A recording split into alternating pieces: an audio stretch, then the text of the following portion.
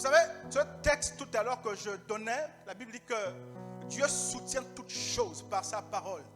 Lorsque vous lisez ce texte, peut-être que vous ne comprenez pas ce que ça veut dire.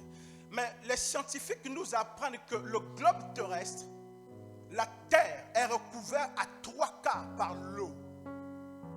Le globe terrestre sur lequel nous vivons est recouvert aux 3/4 par l'eau. Je me suis souvent demandé pourquoi les 3/4 d'eau ne se déchaînent pas et n'envahissent pas les 1/4 qu'on appelle le sec. Parce que la Bible nous dit, c'est Dieu qui a imposé la limite à la mer. Et dit, mer, voici ta limite, tu ne sortiras pas de là. D'ailleurs, au départ, dans Genèse, lorsque Dieu crée le monde, il n'y avait pas le sec. La Bible déclare qu'il a créé les cieux, il a créé la terre. Il y avait de l'eau à la surface de la terre. Et Dieu commande que les eaux se retirent et que le sec paraisse. Et la Bible dit que Dieu appelle le sec terre.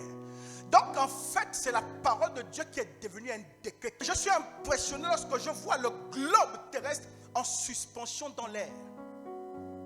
Qui a déjà vu les photos du globe terrestre? Lorsqu'on faisait géographie, lorsqu'on voit même parfois la télévision, dans les documentaires, le globe terrestre est en suspension dans l'air. Il n'y a pas de fondation, il n'y a pas de pilier. Il est en suspension, mais il n'a pas qu'en suspension. Il est en suspension, il tourne sur lui-même. Il est en suspension et tourne autour du soleil. Jamais sa trajectoire n'a changé. Et vous voulez me dire, moi, que ça, c'est le hasard? La Bible déclare qu'il soutient toutes choses par sa parole. Il a ordonné terre. Tu tourneras sur 24 heures et 365 jours. C'est devenu un ordre, un décret. J'aimerais te dire, tu n'es pas venu ici pour voir un homme, mais venu voir celui qui soutient toutes choses par sa parole.